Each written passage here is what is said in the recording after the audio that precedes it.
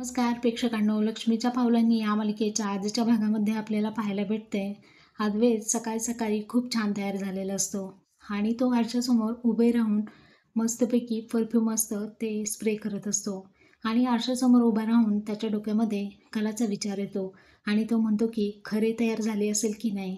परंतु अद्वैतला अचानक गोड खाण्याची इच्छा मनामध्ये निर्माण होते. तो स्वतःला विचारतो की परंतु आज मला इतकी गोड खाण्याची इच्छा का होत असेल बरं.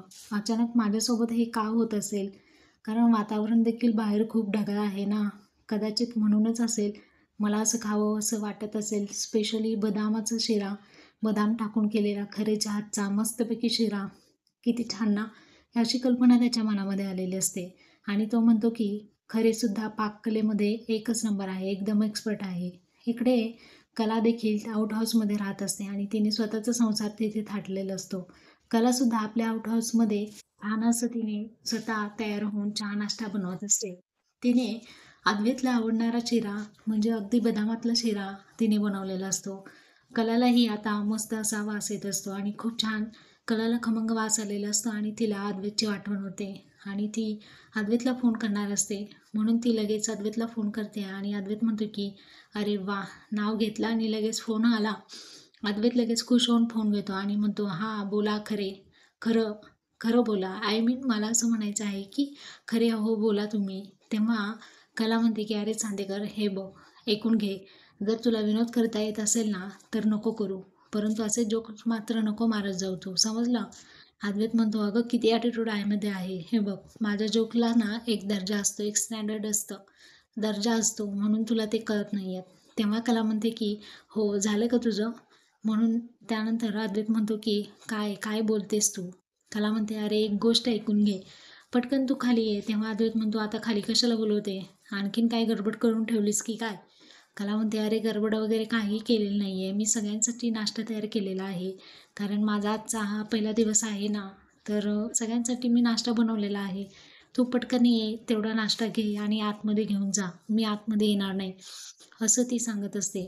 अद्वैत म्हणतो अरे वा आलोच आणि परत तो म्हणतो की नाही नाही, कारण कालच मी कुणाला तरी पाणी देताना हे ऐकलं होतं, ज्याचं काम हे त्यानेच करावं. म्हणजे त्याचं इंटेन्शन असतं की तिनेच येऊन आतमध्ये मला शिरा द्यावा, त्यामुळे तो तसं म्हणतो. कलाला टोमणा मारलेला असतो. कला म्हणते हे बघ, तू तुझं काम कर.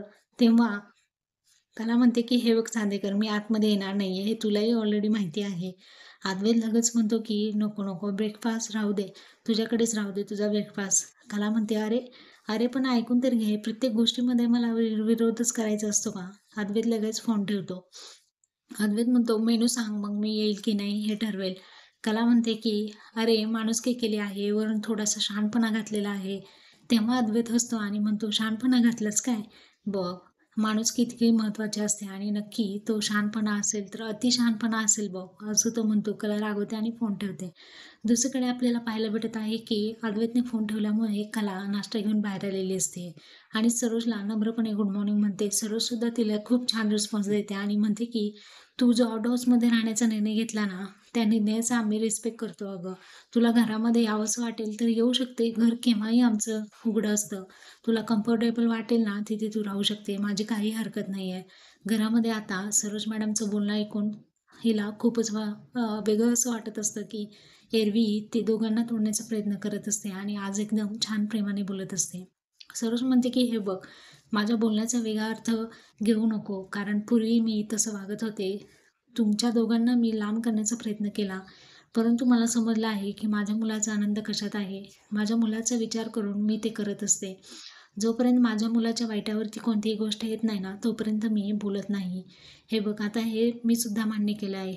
तुम्हा दोघांना अनेकदा वेगळं करण्याचा प्रयत्न तर मी केलाच, पण असं वाटलं होतं की सगळं काही चांगलंच होईल, घर पुन्हा व्यवस्थित होईल, कारण तू इथून गेल्यानंतर सगळं व्यवस्थित होईल. परंतु माझा मुलगा अक्षरशः खूप वाईट अवस्था त्याची झाली. परंतु अद्वैत ना हा विसरायलाच तयार नव्हता तुला, त्यामुळे त्याचं संतुलन बिघडवण्यापेक्षा काय अर्थ आहे.